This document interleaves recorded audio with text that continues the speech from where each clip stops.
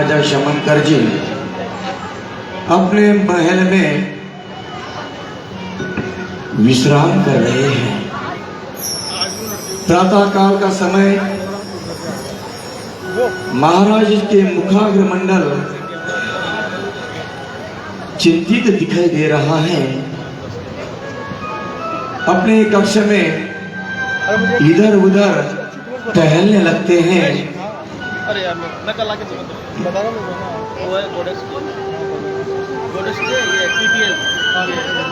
और उसी समय महारानी विमला जी चाचा से बात कर लेंगे। भगवान के दर्शन करते हुए दिन मंदिर से अपने स्वामी के कक्ष में आती है। देखिए भारत की संस्कृति का दर्शन करवाती है। सावधान, होशियार, महारानी विमला जी पधार रही है।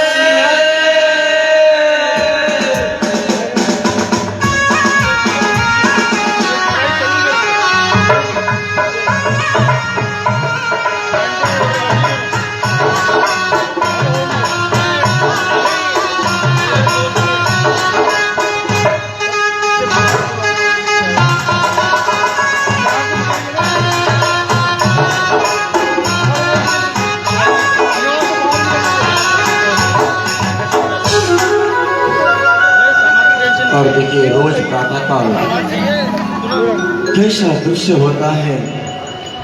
भगवान के दर्शन करके आती है, पूजन करके आती है, तो उसके पश्चात पति परमेश्वर पति को तिलक करती है, चरण छूती है और महाराज से कहती है, महाराज आपके चेहरे पे इतनी चिंता क्यों है? आप इतने चिंतित दिख रहे हैं हमें। नहीं महारानी, ऐसी कोई बात नहीं है महारानी। राज्य में कोई विघ्न कुछ है जो आपको परेशान कर रहा है? नहीं महारानी, ऐसी कोई बात नहीं है। कुछ तो है महाराज। नहीं महारानी, ऐसी कोई बात नहीं है। मैं तो ये सोच रहा हूँ कि अपने दोनों बालकों को, पुत्रों को गुरुकुल भेजना चाहता हूँ।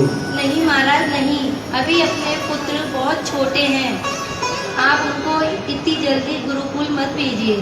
नहीं नहीं महारानी, छोटी उम्र में ही गुरुकुल भेजते हैं। नहीं मैं भी छोटी उम्र में ही गया था। नहीं महाराज नहीं, अभी बहुत छोटे हैं। नहीं महारानी, छोटी उम्र में ही जाते हैं, तभी तो वो अपने पूरे राजकाज का काम संभालेंगे बड़ा होकर। उनका भविष्य भी तो देखना है।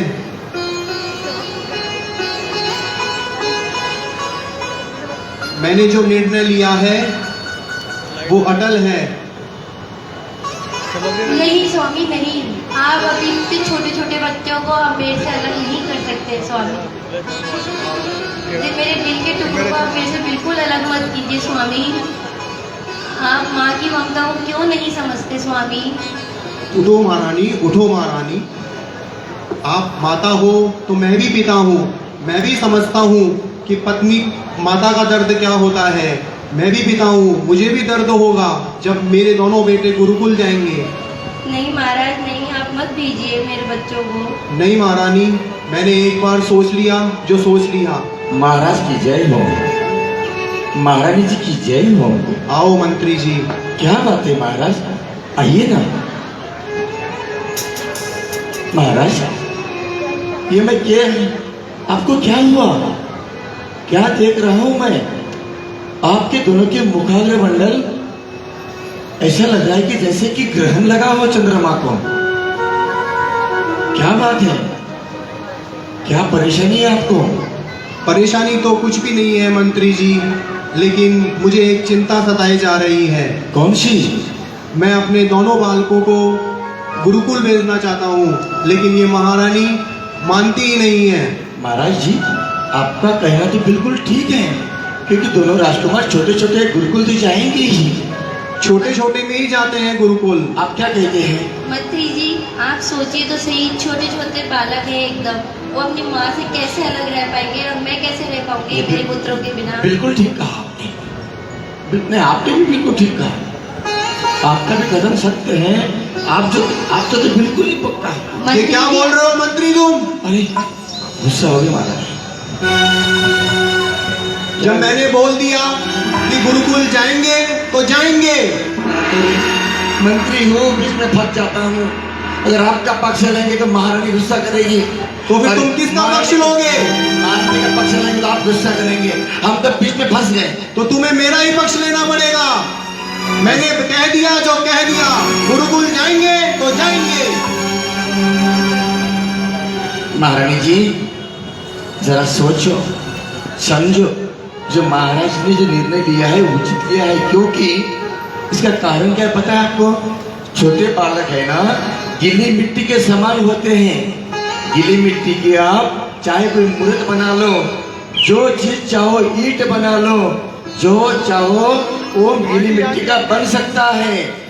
ऐसी तरह से छोटे बालक होते हैं, जो संस्कार छोटे बालकों में देंगे वैसा उनका जीवन होगा। इसलिए छोटे बालकों को गुरुकुल भेजना ही चाहिए। मंत्री जी, आप गए थे ना, छोटे थे उस समय, हम भी गए थे। जब मैं गया था हाँ। मेरे पापा भी गए थे, अच्छा। सब गए थे। बिल्कुल। तो मेरा बेटा भी गुरुकुल जाएंगे दोनों। बिल्कुल। और आपको पक्ष लेना है तो एक का पक्ष लीजिए, मैंने तो आप बोल दोनों दिया। का पक्ष मत लीजिए। महाराज मैंने बोल दिया कि मैंने आपका पक्ष लिया, महारानी को समझा दिया है। ठीक आप है। चिंता मत करो। महारानी क्या कहना चाहती हो आप? ठीक है महाराज, जैसे स्वामी कहेंगे वैसा ही होगा। हाँ ठीक है महारानी, अब बात सही है। सही है, ठीक है महाराज। अब मैं दोनों राजकुमार को बुलाऊं? ठीक है। हाँ बुलाओ। अब भी जाता हूं मैं। सावधान, होशियार, कुलभूषण देशभूषण पधार रहे हैं।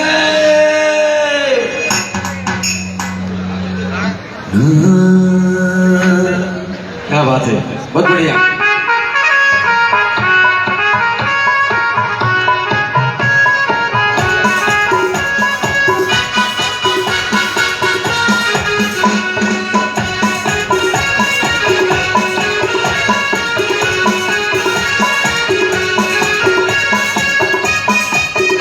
राजकुमार, अरे वो इसकी मेरा पसंद लाइट आई ना, मुझे छुट्टी आएगी और मेरी भी आएगी। प्रणाम माताश्री, प्रणाम पिताश्री। हो जाएगा कि वो टेढ़ा करके बंद कर दो, बंद करो। राजकुमारो इधर आओ। आगे तो सीधा सीधा आपको पता है आपको किस लिए बुलाया? नहीं ना? देखो आपके माता पिता आपको गुरुकुल भेजना चाहते हैं। आप जाओगे?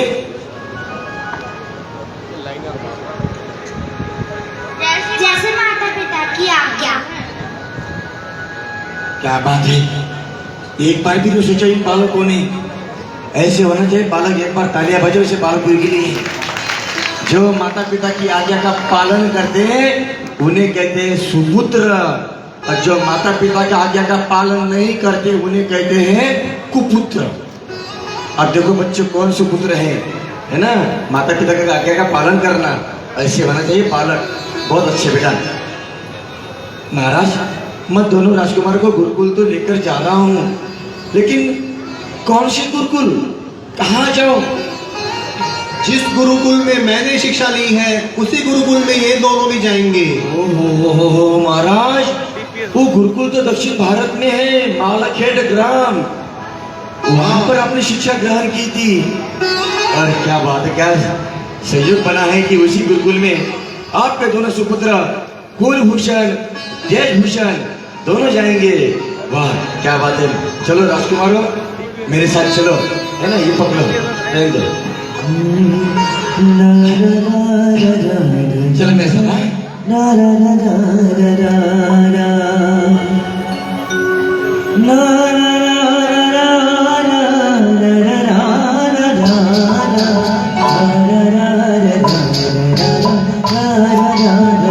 गुरुकुल से अच्छी शिक्षा लेकर आना।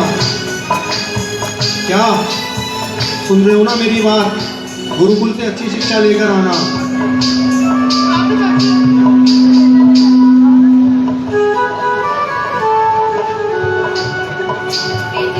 बेटा भोजन समय पे करना, अपने स्वास्थ्य का ध्यान रखना बच्चों। कोई भी चिंता मत करना, अपना ज्ञान अच्छी तरह हासिल करना वहाँ पर, और अपने गुरुकुल में अपने गुरुओं की आज्ञा का पालन करना, और नित्य भोजन भोजनशाला के अंदर भोजन ग्रहण करना, अपने कुल का नाम रोशन करना है तुम्हें। जी पिताजी, जी पिताजी। महाराज आप निश्चिंत रहो, मैं दोनों राजकुमारों को लेकर जाऊंगा। तो साथ में कुछ लेना है भोजन के लिए? चलो चलो, बिल्कुल जाना है। टाटा कर दो एक बार, क्योंकि पता नहीं वापस कब आएंगे। गुरुकुल तो जा रहे हैं। चलो आओ आओ, वो देखो अश्व तैयार है, बैठो।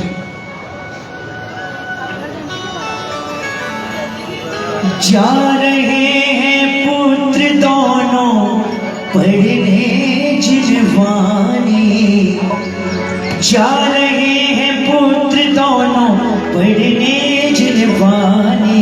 माता पिता की एक बात है मानी, माता पिता की है देखो बात है मानी।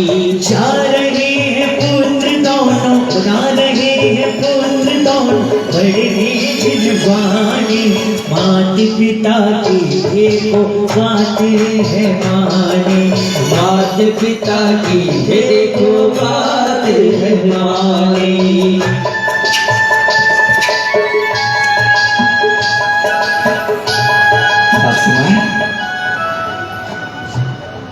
कितना दिन हुए हम रथ में बैठे बैठे थक गए। अब तो कोई गुरुदेव का आश्रम है, गुरुदेव को प्रणाम करना। हाँ? अरे गुरुदेव तो यही बैठे हैं। गुरुदेव प्रणाम। गुरुदेव आयुष्मान भव। गुरुदेव, मैं महाराज शमनकर उनका पुत्र हूँ। दोनों कुलभूषण है, ये उनके देशभूषण है, दोनों सुपुत्र है उनके। मैं उनको लेकर आया हूँ। गुरुदेव, मैं तो मंत्री हूँ, ये राजकुमार। महाराज शमनकर जी ने आपके ही गुरुकुल में शिक्षा अध्ययन किया था। उनकी यह इच्छा है कि वो आपके पास भी शिक्षा ग्रहण करें। राजनीति, युद्ध नीति, धर्म नीति, ऐसी नीतियों में इन्हें पारंगत कराए। गुरुदेव, अब मैं चलूं? जी हाँ। क्या देखो राजकुमारों, आज से ये गुरु ही आपके माता पिता है, ध्यान रखना, ठीक है? घर की याद बिल्कुल नहीं करना। अब मैं चलूं? चिंता बिल्कुल नहीं करना, क्योंकि आप ही राज्य का भविष्य हो, है ना? हाँ। आओ।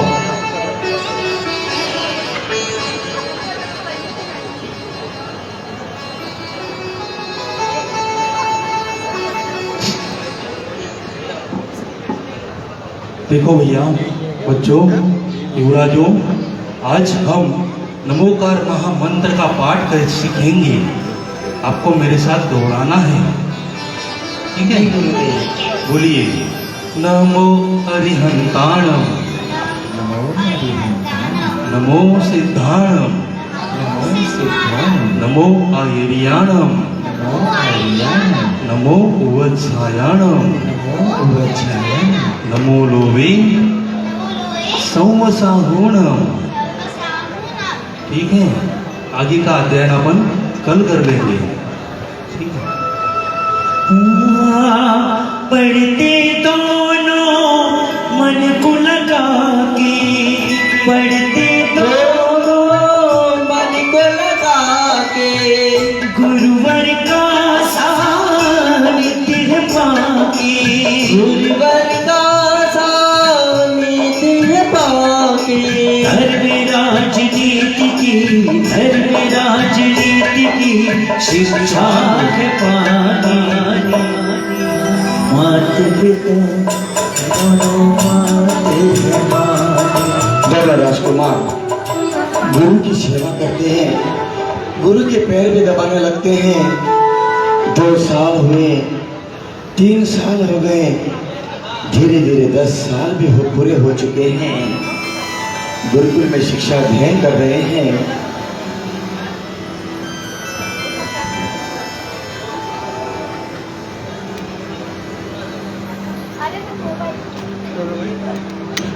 और गुरुदेव भी अपने कुटिया में चले जाते हैं।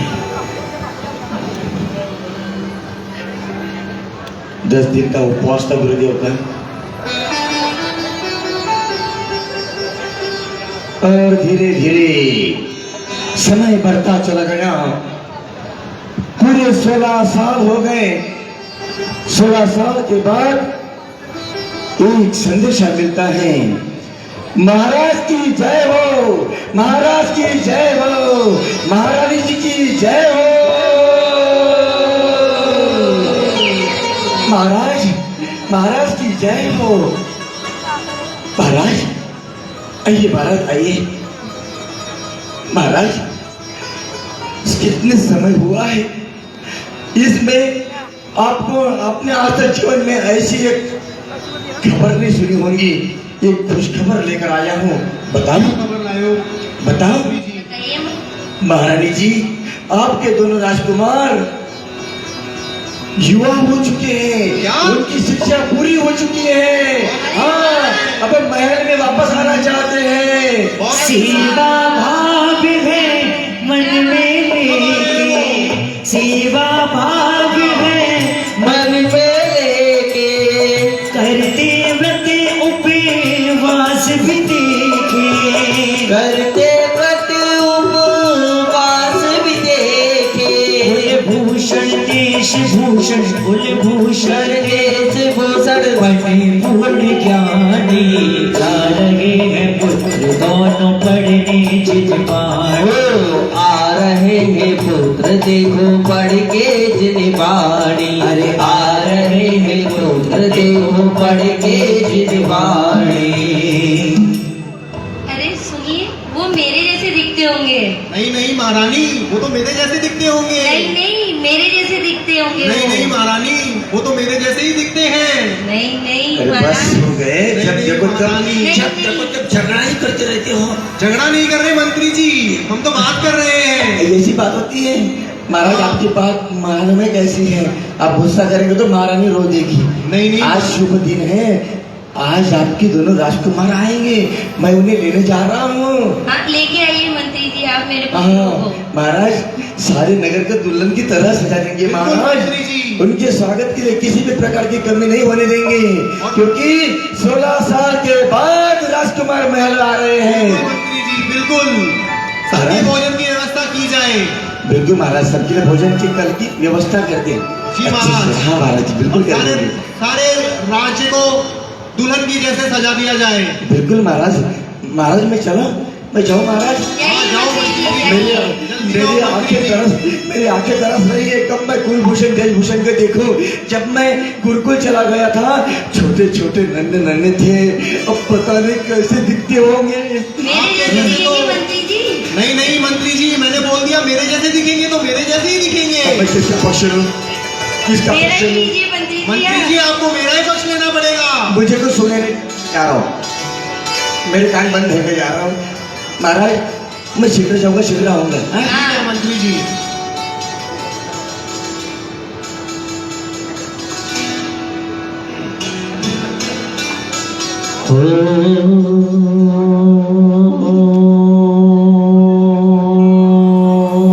नमस्ते देव्या,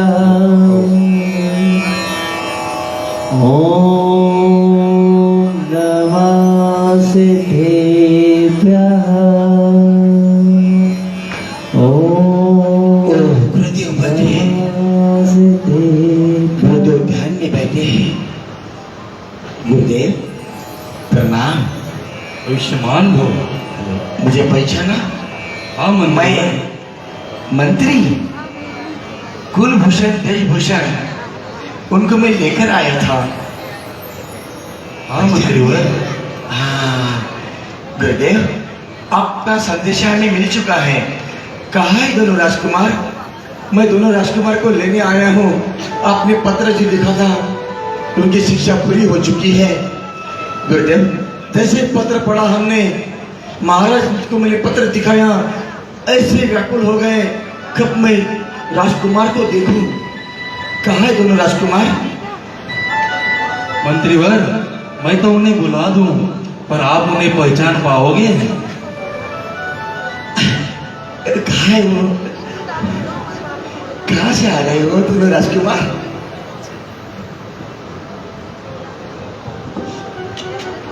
शिष्य वेशभूषण, कुलभूषण।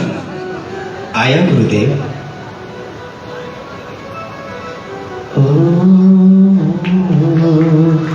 कि लगाई गुरु ने शिष्य को आवाज, नजर आ गए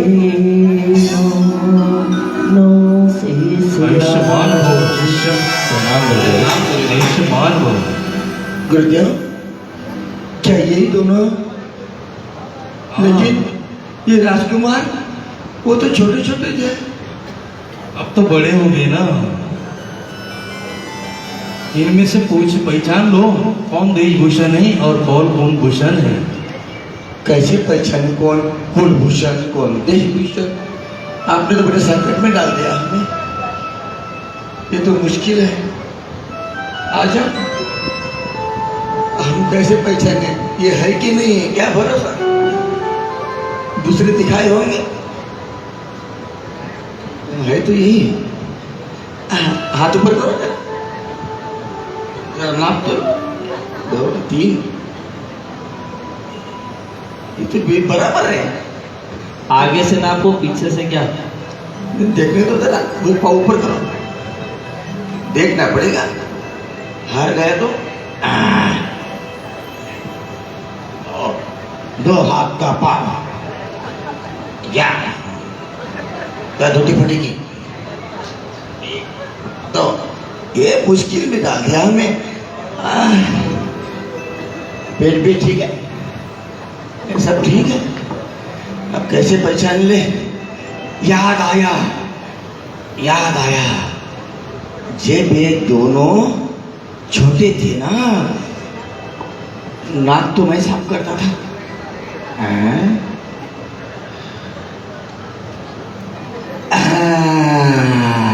नाक से मैंने पहचान लिया गुरुदेव, ये है कुलभूषण, ये है देशभूषण। ठीक है ना? सही है, सही है। बिल्कुल बराबर पहचान लिया। राजकुमार, कहिए मंत्री काका, आपको हम दोनों का जय जी रिश्तेदार है। जय जी ने राजकुमार और जय जी ने राजकुमार, मेरी आंखें तरस रही थी आपको देखते। गुरुदेव, और आपकी आज्ञा हो तो मैं अति शीघ्र दोनों को लेकर जाऊं। जी हाँ, हमारी आज्ञा है। एक बार गुरु से मिल लो। गुरुदेव, अब आप हम आपको छोड़कर नहीं जाएंगे गुरुदेव, हम आपके पास ही रहेंगे। नहीं राजकुमारों, जिस काम के लिए, जिस शिक्षा के लिए आप मेरे गुरुकुल आए थे, वो शिक्षा तो आपने ग्रहण कर ली है, लेकिन अभी आपके राज्य को आपकी जरूरत है। आपको आगे चल के बहुत बड़े बड़े युद्ध करना है, राज्य साम्राज्य जीतना है आपको बहुत, और आपको यहाँ से जाना होगा। जैसे आगे गुरुदेव। आप क्या है गुरुदेव, हमारे महाराजा शमनकर जी ने कहा है, इन दोनों राजकुमारों की शिक्षा के उपलक्ष्य में आपके आश्रम में 108 जिन मंदिर का निर्माण किया जाए। इसके स्वर्ण मुद्रा दी है, मैंने ये स्वर्ण मुद्रा आपके शिष्य के पास दे दी है। ठीक है, आपकी आज्ञा हो तो मैं निकलूं। आशीर्वाद। चलो राजकुमारों, गुरुदेव आपका धन्यवाद कि आपने हमारे दोनों राजकुमारों को, युवा राजकुमारों को राज्य संचालन के लायक बना दिया है। चलिए राजकुमारों, आपके लिए मैंने 2 अश्व लेकर आए हैं। ये अश्व आपके, चलिए। आपको दिख रहे हैं ना? हाँ। ये अश्व आपका, ये आपका, ये मेरा अश्व है। किसी को दिखे ना दिखे, हम तीनों को दिख रहे हैं। बैठो। बैठ गए? बहुत बढ़िया, बैठ गए। गुरुदेव प्रणाम। आ रहे हैं देखो, आ रहे हैं देखो बड़े, देखो बड़े बड़े के जिन्हें बाड़ी, माता पिता देखन को अखियाए तर से, माता पिता देखन को अखियाए तर से, आ रहे हैं देखो पढ़ करके जिम्मेवारी, आ रहे हैं देखो पढ़ करके जिम्मेवारी।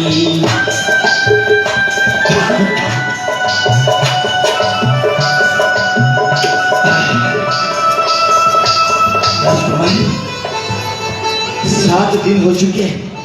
हाँ हम घोड़े पर सवार हैं। हाँ मंत्रीवर, अब इस उम्र में हम थक जाते हैं, बैठ जाते हैं। कोई बात नहीं मंत्री काका, अब थोड़ा विश्राम कर लीजिए, हम भी थोड़ा विश्राम कर लेते हैं। राजकुमारों, हम तो हमारे नगर के निकट ही पहुंच ही चुके हैं। अच्छा, वो देख लो पहाड़ी, उस पहाड़ी के ऊपर जिन मंदिर है, जहाँ आप जब छोटे छोटे थे उस समय आप दर्शन करने के लिए जाते थे ना। हाँ बड़े बड़े वृक्ष हैं। हमें याद है। हाँ अनुज, क्या तुम्हें याद है वो जिन मंदिर? हाँ भैया, चलो हम जाते हुए पहले जिन चित्रकला के दर्शन करेंगे, उसके पश्चात माता पिता के दर्शन करेंगे, है ना? हाँ तो मंत्रीवर, जैसे आप पहाड़ के नीचे उतरोगे ना, हाँ बस सीधे जाना, दाएं मुड़ना, फिर सीधे गए, वो हमारा बड़ा महल दिखाई दिया। उस पहाड़ के पीछे आपको दिखाई नहीं देगा। अभी ठीक है, पहाड़ पे चढ़ोगे ना तो दिखाई देगा। मंत्री जी आप चले जाइए, हम अभी जिले चिंतले का दर्शन करके हम आ जाएंगे। वैसे तो आपने हमें रास्ता बता ही दिया, उस पहाड़ी के पीछे। ठीक है बेटा, अब मैं जाऊँ? हाँ जाओ मंत्रीवर, अब निश्चित होकर जाओ। भैया, मैं भी कैसे जाऊँ? अगर मैं अकेला चला गया तो महाराज मुझे क्या कहेंगे? नहीं नहीं, मैं क्या करता हूँ, इस नगर के बाहर ही ये वृक्ष है, इस वृक्ष के नीचे बैठ जाता हूँ। भैया हाँ चले। जब हम एकदम छोटे थे तब वो पेड़ देखो कितना छोटा था, अब कितना बड़ा हो गया है। हाँ, जिसके नीचे हम विश्राम करते थे। और तुम्हें याद है अनुज, तुम छोटे थे, तुम कितनी शैतानियां किया करते थे, किंतु हाँ जब से गुरुदेव के आश्रम से लौटे हैं, गुरुदेव के आश्रम में शिक्षा अध्ययन के लिए गए हैं, तब से तुम थोड़े समझदार हो चुके हो। हाँ भैया। भैया हाँ चलो आगे चलकर जिन्हें चिंता लेकर दर्शन। अवश्य चलो। वाह, अति सुंदर। आओ अनुज, जरा हम यहाँ भी चल के देखते हैं। वाह वाह, देखो अनुज, पिताश्री ने हमारे आगमन पर इस महल को किस तरह से सजाया है। हाँ, जगह जगह फूल बिछाए, हाँ दीपक जलाए। हाँ, ये तोरण द्वार मानो ऐसा प्रतीत होता है जैसे पूरे राज्य को स्वर्ग समान बना दिया हो। हाँ भैया, ऐसी चकाचौंध तो मैंने अभी तक के जीवन काल में नहीं देखी, किंतु पिताश्री ने इतनी भव्य तैयारी हम दोनों के आगमन पर की है ना, और बनाता भी है। हाँ भैया, क्योंकि हम दोनों उनके सुपुत्र जो हैं, आने वाले इस राज्य के राजा भी तो हो सकते हैं। हाँ भैया, इसलिए तो हमारे स्वागत के लिए इतनी तैयारी की है। हाँ, वाह, अति सुंदर। अरे ये क्या, इतनी सुंदर दिव्य कन्या। वाह वाह, इतनी सुंदर दिव्य कन्या, इतनी सुंदर दिव्य कन्या तो मैंने अभी तक के जीवन काल में प्रथम बार देखी। इस कन्या को देखकर ऐसा प्रतीत होता है मानो स्वर्ग से स्वयं अप्सरा उतर करके आ गई है। इस कन्या को देख करके मेरा मन विचलित हो रहा है। हाँ, मैं अवश्य इस कन्या से विवाह करूंगा, इसी कन्या को अपनी जीवन संगनी बनाऊंगा अवश्य। चलो ये बात चल करके अनुज को बताता हूं। अनुज, अनुज,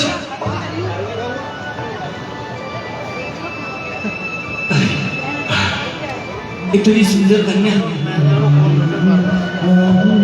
मैंने तो आज तक नहीं देखी। अब मैं इससे विवाह करूंगा। अब ये बात मैं सबसे पहले मेरे बड़े भाई भी आपको बताऊंगा। अनुज, अनुज, भैया कहाँ हो तुम अनुज? भैया हे अनुज, भैया अरे भैया अरे अनुज, मैं आपके पास ही आ रहा था। अरे बड़े भैया हाँ, मैं भी आपके पास आ रहा था। क्यों? मुझे आपसे एक बात कहनी है। अनुज, बात तो मुझे भी आपसे कहना है, किंतु अनुज एक बात मेरी समझ में नहीं आती है। आप बहुत प्रसन्न दिखाई दे रहे हैं। हाँ, एक पहले आप बताओ, आप भी तो बहुत प्रसन्न दिख रहे हो। हे अनुज, मैं प्रसन्न इसलिए हूँ, तुम जानना चाहती हो प्रसन्न क्यों हूँ? हाँ तो सुनो, मैं प्रसन्न इसलिए हूँ क्योंकि मैंने तुम्हारे लिए एक सुंदर सी भाभी माँ ढूंढ ली है। क्या? हाँ, और भैया मैंने भी आपके लिए एक सुंदर सी बहू ढूंढी है। क्या बात करते हो?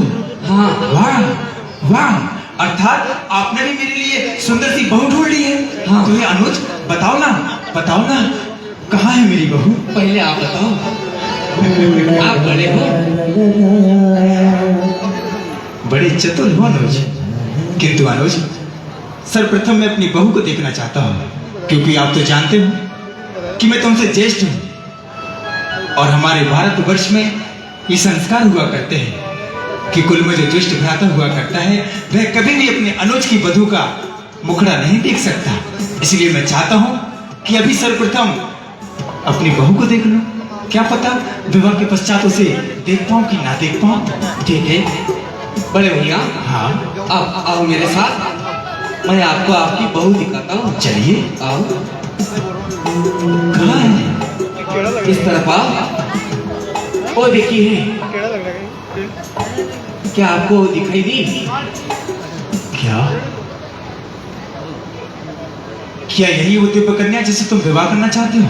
हाँ भैया, हाँ वही। नहीं, ये संभव नहीं है अनुज, ये संभव नहीं हो सकता, क्योंकि तुम जानते हो वह दिव्य कन्या कौन है? कौन है? अनुज, वह दिव्य कन्या और कोई नहीं, ये वही कन्या जिससे मैं विवाह करना चाहता हूँ। क्या कहा भैया? ऐसा नहीं हो सकता। अनुज, यही सत्य है, जिस कन्या का मैंने चयन किया है वह वही दिव्य कन्या जिससे मैं विवाह करना चाहता हूँ, और तुम चाहते हो कि तुम उससे विवाह करो, ये संभव नहीं है। अरे भैया, सबसे पहले उसको मैंने देखा है, वो आपकी बहू बनने वाली है। हे अनुज, उस कन्या से विवाह मैं करूंगा, ये मेरी आज्ञा है तुम्हारे लिए। नहीं बड़े भैया, उसके साथ, उस कन्या के साथ मैं विवाह करूंगा। अर्थात उस कन्या के प्रति तुम मेरी आज्ञा का उल्लंघन करोगे? तुम ये भूल जाओगे कौन ज्येष्ठ है कौन छोटा है। अरे आप बड़े हुए तो क्या हुआ, अब मैं भी युवा हो गया हूँ। अनुज, तुम शायद ये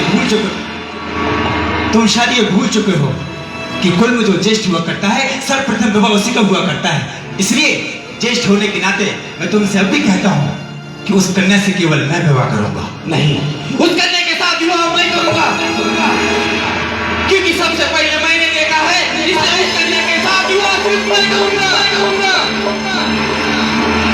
अनुज, सर्वप्रथम देखने से और बाद में देखने से कोई फर्क नहीं पड़ता है। फर्क पड़ता है केवल इससे कि कौन बड़ा है कौन छोटा है। ये मैं नहीं जानता हूँ। आप बड़े हुए तो क्या हुआ, मैं भी विवाह करने योग्य हुआ हूँ। अर्थात आप हमारी आज्ञा का पालन नहीं करेंगे। अनुज, मुझे इतना क्रोध ना दिलाओ। अच्छा, कि मैं ये भूल जाऊं कि तुम मेरे छोटे अनुज हो। मुझे विवश मत करो हाथों में शस्त्र लेने के लिए। ठीक है, युद्ध करके है, अगर जो भी जीत जाएगा वही उस कन्या के साथ विवाह करेगा। तू मुझसे युद्ध करेगा? हाँ। अरे जरा अपना ऊंचाई तो देख ले, तू मुझसे युद्ध करेगा? अरे एक चुटकी में मसल के रख दूंगा तुझे चुटकी में। वो तो ज्येष्ठ होने के नाते तुझे अभी ये एक अवसर दे रहा हूं, एक मौका दे रहा हूं। अभी भी तेरे पास अवसर है, मेरी बात मान ले। नहीं, मैं तेरी बात नहीं मानूंगा। ठीक है, तो तू चाहता है कि हम दोनों में आपस में युद्ध हो? हाँ, किंतु अनुज याद रहे, इस युद्ध में जिसकी विजय हुई वही उस कन्या से विवाह करेगा। क्या तुझे स्वीकार है? हाँ मुझे स्वीकार है। ठीक है अनुज, तो हो जाए दो हाथ। जो जीता वही उस कन्या से विवाह करेगा। आजा।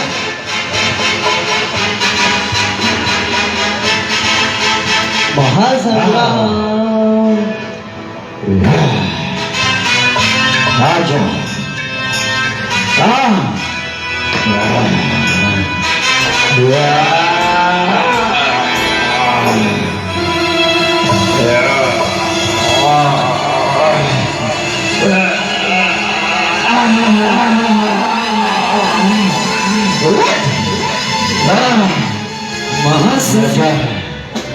आजा आजा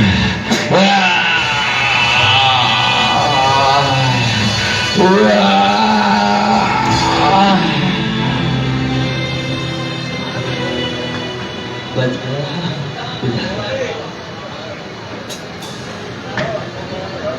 दोनों भाइयों में भयानक युद्ध होने लगता है।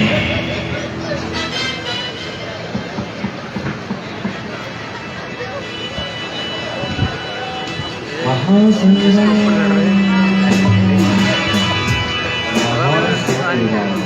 महासंग्राम।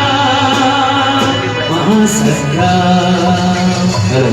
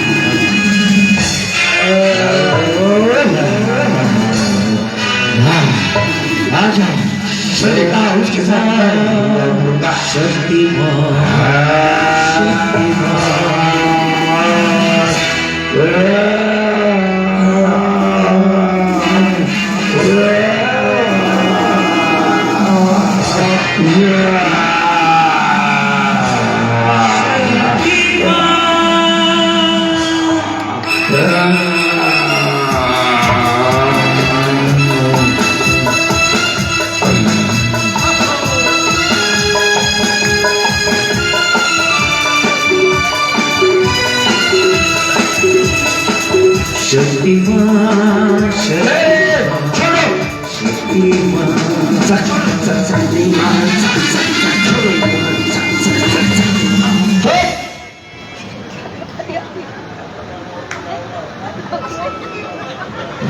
क्यों रुका है? चुप बैठो।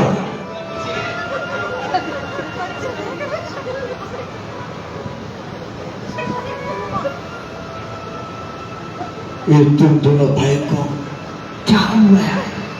इस रूप को देखकर और ये दोनों भाई जैसे मान लो दो शरीर एक प्राण, एक दूसरों के लिए अपने प्राण को भी न्यौछावर कर देने वाले एक दूसरों के प्राणों के प्यासे हो गए।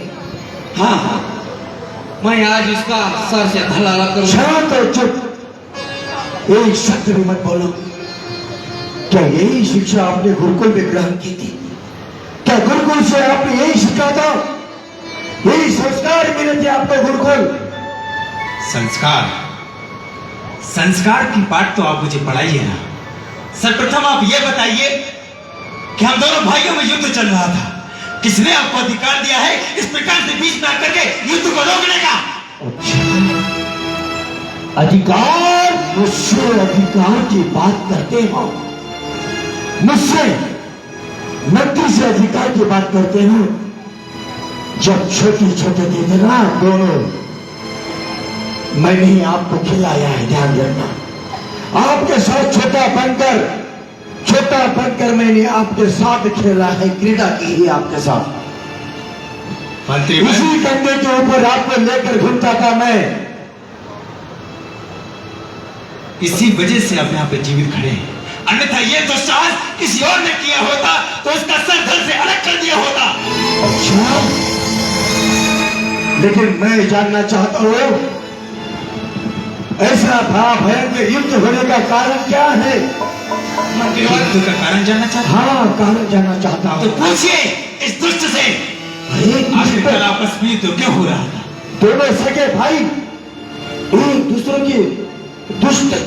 मंत्रीवर, मुझे बताइए आखिर कारण क्या है? विवाह का। विवाह? हाँ, किसका? मेरा, मैं। आपका विवाह? हाँ। मंत्रीवर, आप ही हमारा निर्णय कीजिए। मतलब आप युवा में यज्ञ हो चुके? अरे आप तो गुरुकुल से अपने भी आए हो, महल चलो। नहीं, आपके पिताश्री, मैं महाराष्ट्र बोल दूंगा कि अच्छे से अच्छे सुंदर सुंदर आपके लिए वधु का चयन करेंगे। हमने हमारे वधु का चयन कर लिया है मंत्रीवर। चयन भी कर लिया? हाँ। आपने? हाँ, आपने भी कर लिया? हमने भी कर लिया। लेकिन विवाह करने के लिए ऐसा युद्ध क्यों? एक दूसरे के प्राण क्यों लेना है? आप ही बड़े भाई को पूछो। आप ही निर्णय कीजिए हमारा। बोलो। आप जानते हैं हाँ, कि कुल में जो बड़ा हुआ करता है, सर्वप्रथम विवाह उसी का होना चाहिए। हाँ बिल्कुल। नहीं। अरे आखिर बात क्या है, मुझे समझाओ। आप जानना चाहते हैं तो सुनिए। हाँ। जैसे ही आप हमें छोड़ के गए, अच्छा। आपके जाने के पश्चात हम महल का अवलोकन कर रहे थे। अच्छा। विचरण करते करते हमारी दृष्टि एक सुंदर सी कन्या पर पड़ी, और उस कन्या को देख करके हमने मन में ये विचार कर लिया कि उस कन्या से हम विवाह करेंगे। अरे तो आप दोनों ने निर्णय की क्या जरूरत है? उस कन्या से हम बात करेंगे, उन कन्या से पिता से हम बात करेंगे। हम मंत्री है, चिंता मत करना। तुम्हारा भी विवाह सुंदर कन्या से करवाएंगे, तुम्हारा विवाह भी करवाएंगे। हम है ना मंत्री, हम बिल्कुल आपका विवाह, बस आज ही प्रस्ताव विवाह का। नहीं, मैं जा रहा। हमारा निर्णय आज ही और अभी इसी वक्त करिए। अभी इसी? हाँ। आप जानते नहीं मैं क्या कहना चाह रहा हूँ? क्या बात ऐसी है कि जिस कन्या से मैं विवाह करना चाहता हूँ, उसी कन्या से यह विवाह करना चाहता है। कौन सी कन्या है ऐसी भगवान? आप इतनी जानना सुंदर कन्या कौन सी है, जरा दिखाओ। आप जानना चाहते हैं? बिल्कुल। तो वह देखिए, कहाँ? महल के सबसे ऊंच अट्टालिका पर अपने हाथों में आरती का थाल लिए हुए एक तक मुझे ही निहार रही वह दिव्य कन्या। हम उसी कन्या से विवाह करना चाहते हैं। मुझे देखो। उसी करने के साथ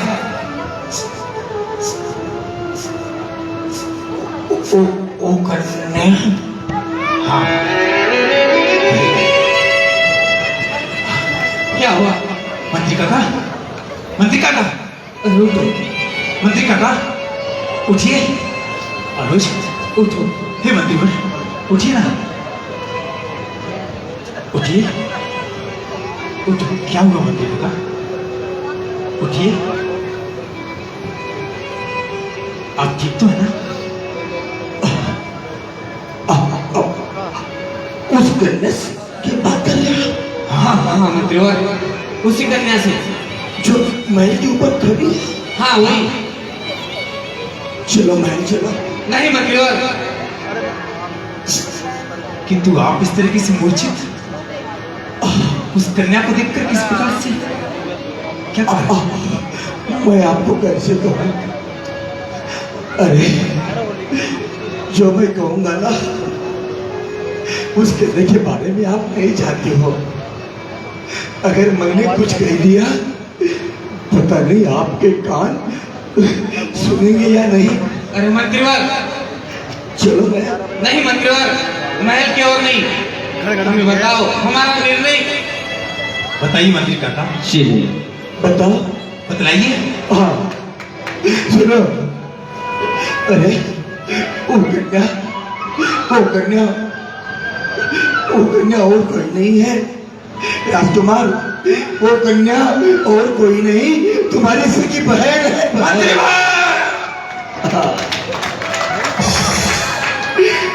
जिसके साथ तुम विवाह करना चाहते थे राजकुमार।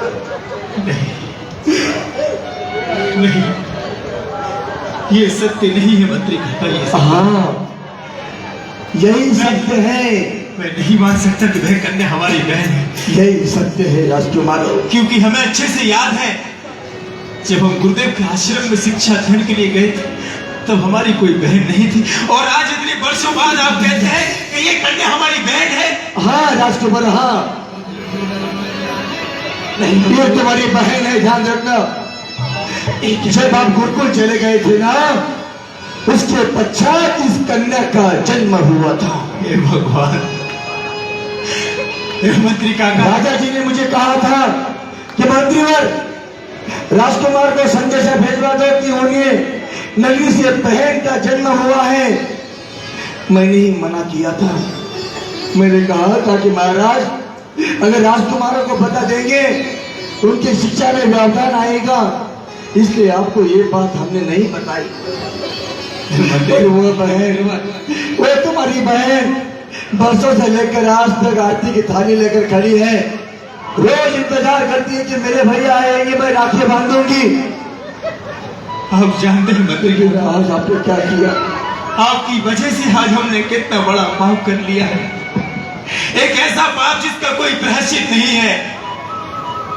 इतने बड़े पाप के कारण तो ऐसा लगता है कि इस संसार को त्याग करके मृत्यु को प्राप्त कर लूं। नहीं नहीं राजकुमारों, ऐसी बातें नहीं करना। अब हम महल की ओर नहीं जाएंगे मंत्रीवर, अब हम महल की ओर नहीं जाएंगे, हम वन की ओर जाएंगे मंत्रीवर।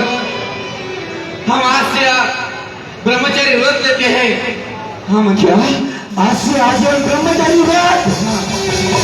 अरे नहीं राजकुमारों, नहीं, ये क्या अनर्थ कर रहे हो? जो हुआ ये बात हम तीनों में है, मैं किसी को नहीं कहूंगा। अरे मंत्रीवर, ये बात मैं किसी को नहीं कहूंगा। जो इंसान औरों की नजरों से गिर जाए तो बार बार उठ सकता है, लेकिन खुद की नजरों से गिर जाए वो कभी नहीं उठ सकता। क्या बात? वो कभी नहीं उठ सकता। और जब वासना ही जाग रही तो फिर उपासना ही अच्छा साधन है।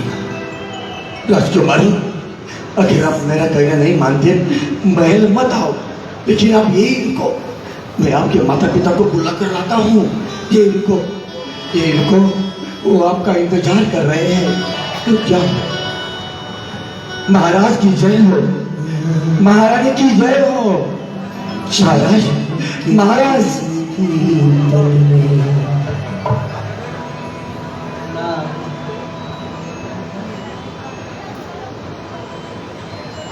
महाराज महाराज मैं दोनों राजकुमारों को लेने तो गया था, लेकिन आपके राजकुमार महल के बाहर ही खड़े हैं, वो नगर में प्रवेश नहीं कर रहे हैं।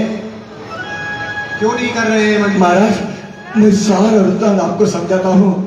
आइए चलिए, मैं आपको रास्ते में समझा दूंगा। आइए चलिए।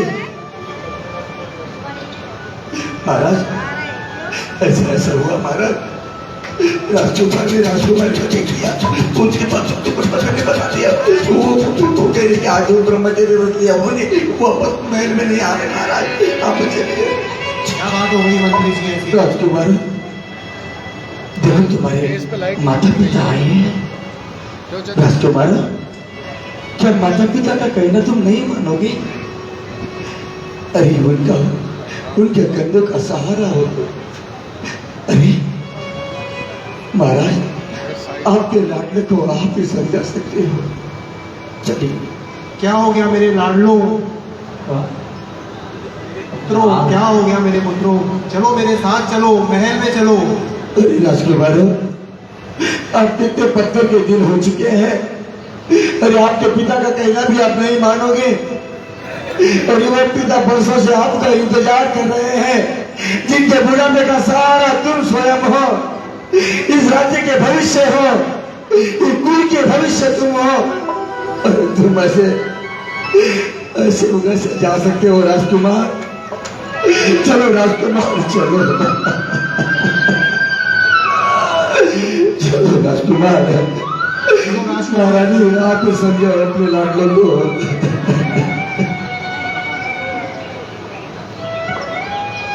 पुत्रों, घर चलो पुत्रों। तुम्हें 16 साल बाद देखा है पुत्रों, तुम घर चलो बच्चों। अरे माँ की ममता को नहीं सुन लिया।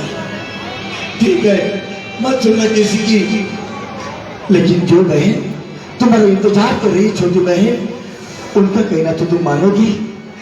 ऐसी वो बहन है तुम्हारी, तुम्हारे कलाई में राखी बांधने के लिए तरस रही है। भैया प्लीज मत जाओ।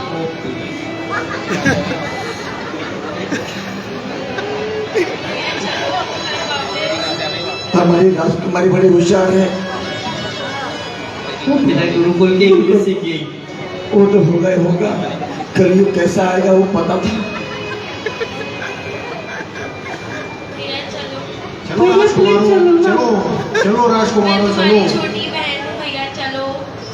अरे अब किसी का कहना नहीं मानोगे राजकुमारों? अरे रुक जाओ राजकुमारों, रुक जाओ। मत जाओ राजकुमारों, मत जाओ राजकुमारों। मंत्री जी रुकाओ इनको, मंत्री जी इनको मत भेजो, मंत्री जी। अरे राजकुमारों, राजकुमारों रुक जाओ, राजकुमारों रुक जाओ, राजकुमारों रुक जाओ। इन्हें रोको मंत्री जी, इन्हें रोको मंत्री जी, मंत्री जी इन्हें रोको। मंत्री जी 16 साल बाद आए, मंत्री जी इन्हें रोको, मंत्री जी इन्हें रोको, मंत्री जी। उड़ चला पंछी रे, हरी भरी डाल से, रोको रे रोको कोई पुत्र को बिहार से, रोको रे रोको कोई पुत्र को बिहार से। उड़ चला पंछी रे, हरी भरी डाल से, रोको कोई पुत्र को बिहार से।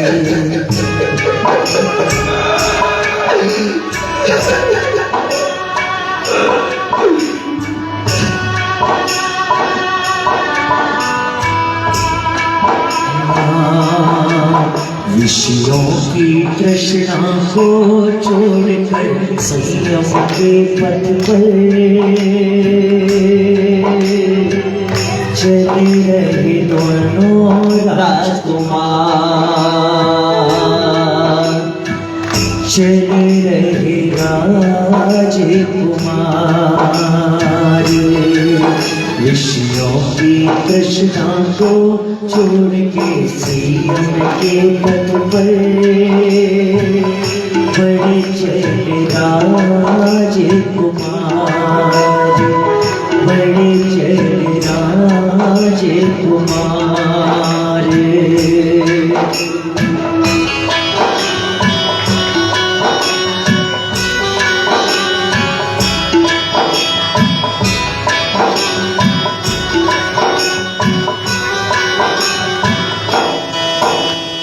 वासना को मन में जब हो गया प्रकट, तो रास्ता चुना है उपासना निकट। छोड़ चले वन राज देखो दोनों राजकुमार, बेस दिगंबर था। विषयों की तृष्णा को छोड़ के संयम के पथ पर। एक बार तालियां बजा दीजिए इस सुंदर सी नाटिका के लिए। चले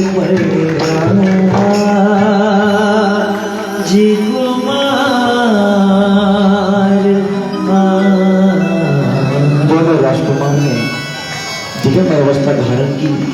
विहार करते करते महाराष्ट्र प्रांत में गए। वंशस्थल पर्वत पर ध्यान मुद्रा में दोनों युगल महामुनिराज ध्यान अवस्था में। उसी समय वंतर आते हैं, भयानक घोर उपसर्ग करते हैं।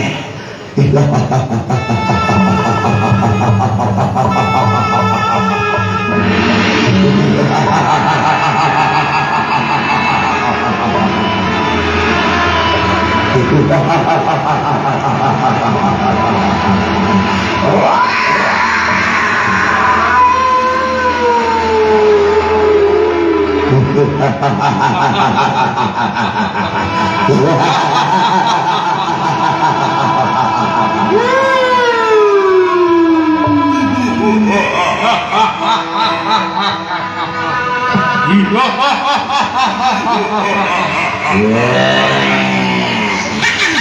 सांप बिच्छू इनके शरीर में डालूंगा, इनके शरीर पर डालूंगा।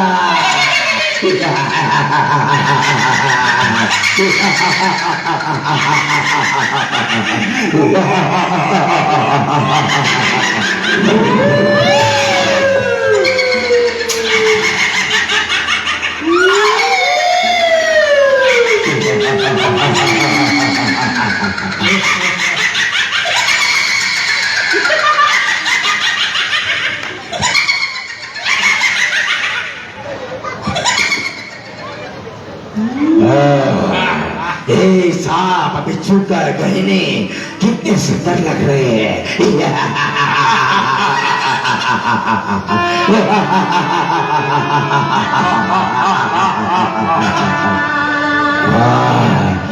ऐसे रोज मानवी राज पर घोर उपसर्ग हो रहा था। वासी गाँव छोड़कर भागने लगे क्योंकि ऐसे डरावनी आवाज आती है। सारे लोग भाग जाते हैं गाँव छोड़कर, सभी में भागने लगे। अरे भागो, धावा धावा, पड़ा पड़ा पड़ा पड़ा पड़ा पड़ा। और उसी समय विहार करते समय राम लक्ष्मण सीता दोनों का विहार दंडकारण्य की ओर हो रहा था। राम लक्ष्मण सीता आ रही है।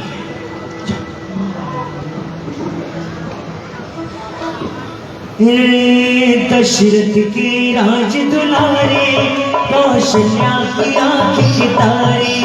दशरथ के राज दुलारे, कौशल्या की आँख के तारे। वे सूर्यवंश के सूरज, वे रघुकुल के उजियारे। वे सूर्यवंश के सूरज, वे रघुकुल के उजियारे। राजीव नयन सोहे, ओ राजीव नयन सोहे, मधुबरी वाणी। राम कहानी सुनो रे, राम कहानी, राम कहानी सुनो रे, राम कहानी। राम इन लोगों से पूछते हैं, उधर भूतों की आवाज आ रही है पहाड़ी में से। हम चलेंगे वहाँ पे। मत जाओ, आपको खा लेंगे। बहुत भयंकर भूत है वहाँ, मत जाओ आप। नहीं नहीं, हम चलेंगे वहाँ पे। नहीं नहीं, मत जाओ, मेरी बात सुनो, तुम मत जाओ। वहां से डरावनी क्या आवाज आती है? बहुत खराब आवाज आती है। हम तो भागते हैं, आप भी भाग जाओ। भागते हो यहाँ से, भाग जाओ। और राम कहते हैं कि ये लोग बड़े परेशान दिख रहे हैं। पता नहीं उस पहाड़ पर ऐसे कौन सी आवाज आती है। वो आवाज देखने के लिए राम सीता से कहती कि सीता आप यही रुक जाइए, हम जाकर देखते हैं। तो सीता कहती है,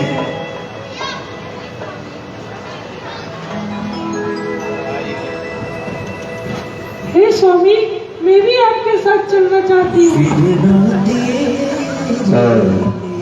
सीता भी उनके साथ जाती हैं। लक्ष्मण तो कहते कि भैया मुझे आज्ञा दो, मैं अभी जाकर उस राक्षस का वध करके आता हूँ। लक्ष्मण, तुम क्रोध मत करो।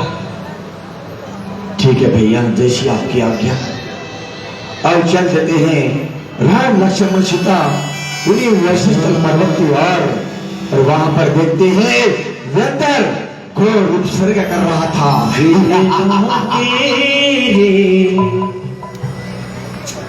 लेख किसी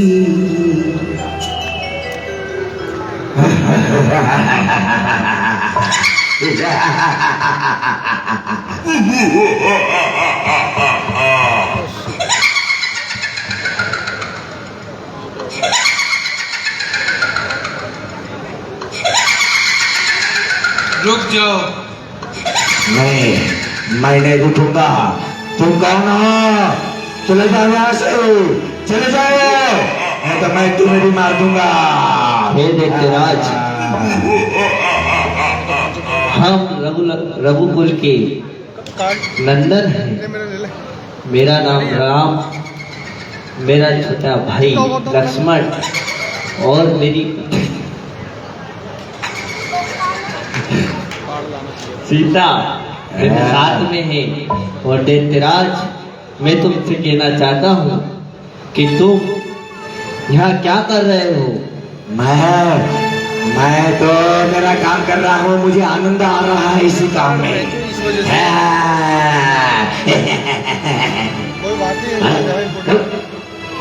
जब जब धर्म पर अधर्म का प्रहार हुआ है, तब तक धर्म ने ही अपनी ध्वजा लहराई है।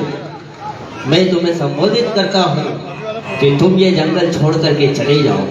नहीं जाएंगे, नहीं जाएंगे, नहीं जाएंगे।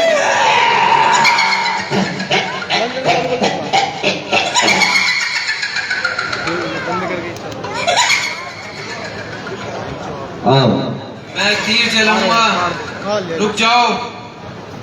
और राम आखिर रातों के भूत बातों से नहीं मानते, इसलिए राम ने क्या किया, अपना तीर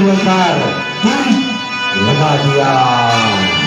जैसे तीर लगाया, आसमान में बिजलियां कड़कने लगी, आसमान में बिजलियां कड़कने लगी।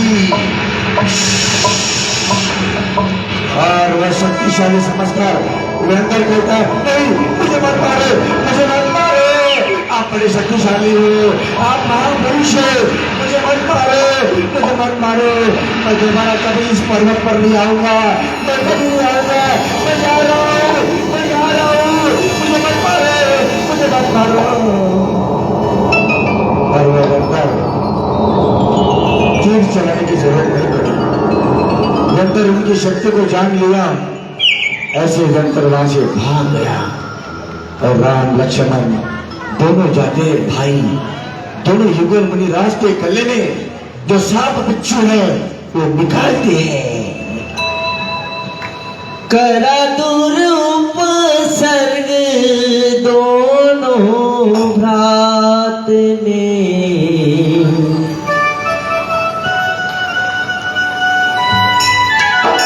और राम लक्ष्मण सीता दोनों युगल महामुनि राज के दर्शन करते हैं।